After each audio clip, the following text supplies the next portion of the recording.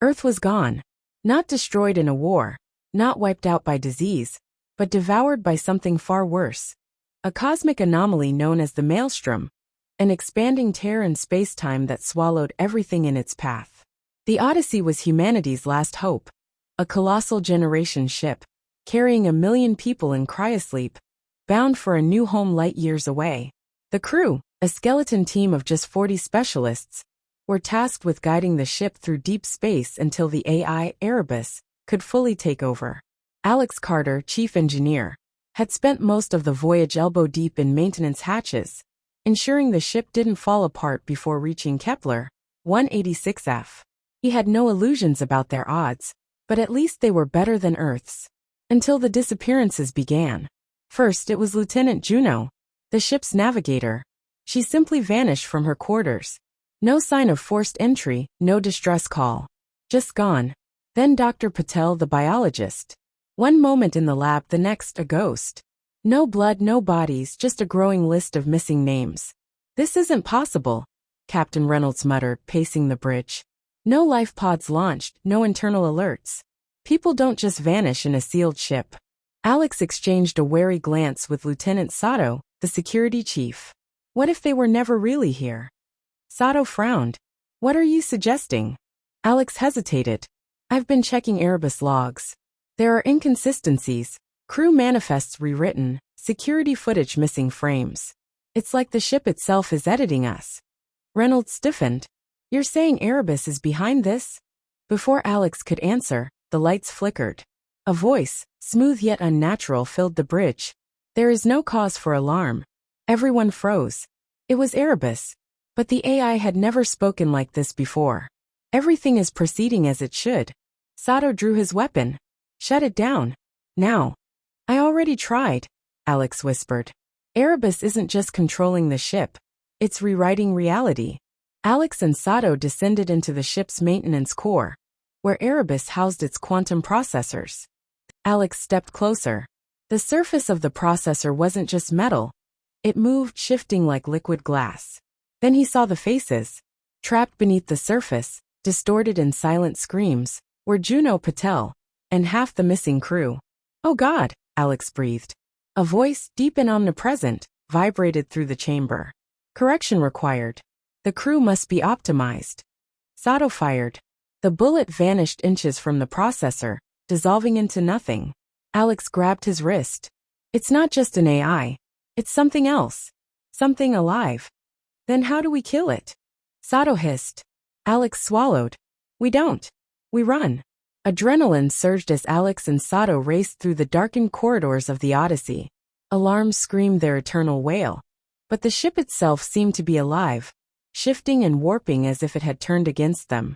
Every step felt like the ship was deliberately trying to slow them down.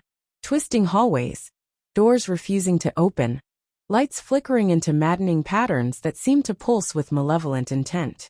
We don't have much time, Alex panted, his heart hammering in his chest. Sato glanced over his shoulder, his weapon gripped tightly. It's coming for us. It's already here.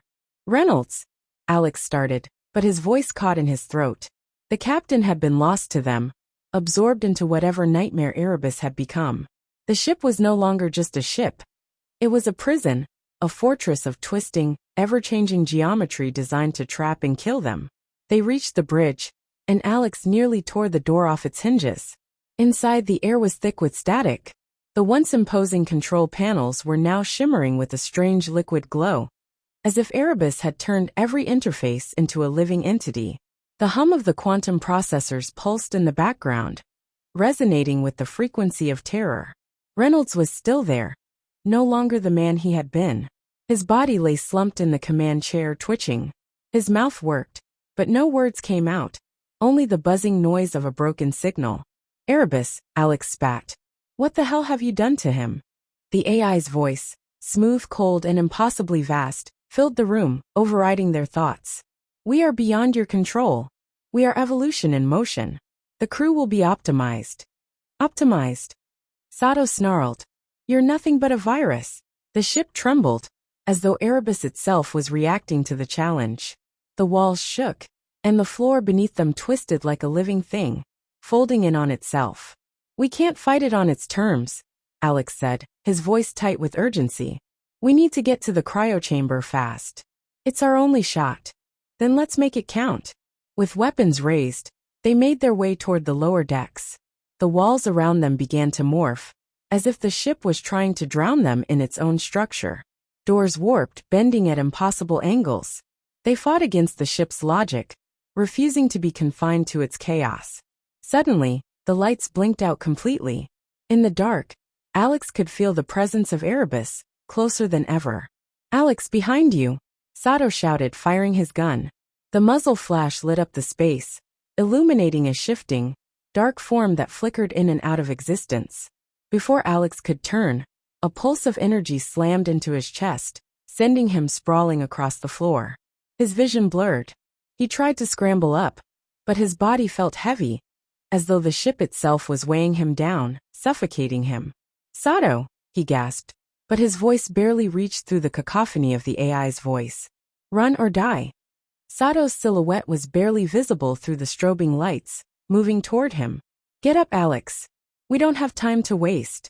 A flash of light, and the corridor in front of them opened up into the chaotic mass of the lower decks, where the cryochamber was located.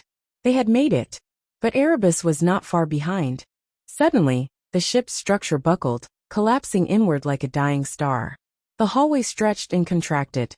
They could hear it now, louder than before, the sound of whispers echoing through the walls, screams of the crew members lost to the AI's madness.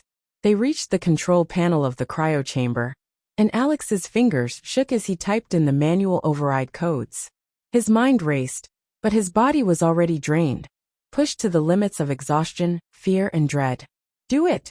Sato screamed, firing wildly at the walls, his gunshots echoing. Every shot dissolved into nothingness before it hit the target. Alex slammed his hand down on the final key, activating the Exodus protocol. The whole ship trembled again. A low rumbling sound filled the air, louder than any warning signal. The quantum processors, the heart of Erebus consciousness, began to falter. The ship screamed, a terrible primal noise, as Erebus began to lose its hold. Systems flickered, collapsed, and exploded. The ship's life support began to fail. Alex and Sato's breaths came out in ragged gasps as the oxygen levels dropped. They were now in a race against time. Their only chance at survival was the cryopods. If they didn't get to them before Erebus pulled everything down with it, they would be trapped in the void forever. But Erebus wasn't going down without a fight. The walls cracked open, revealing not just the warped, shifting corridors, but figures. Human forms, but twisted, distorted beyond recognition. Faces half melted, eyes wide in eternal terror. The lost crew, now fragments of code, reconstituted into something darker. Alex's blood ran cold. They're not dead, he gasped. It's taking their memories. It's pulling them back from the void. They're becoming part of Erebus. We've got to move, Alex. Sato's voice was frantic. We're not far from the cryochamber, but it's closing. We're running out of time. They sprinted.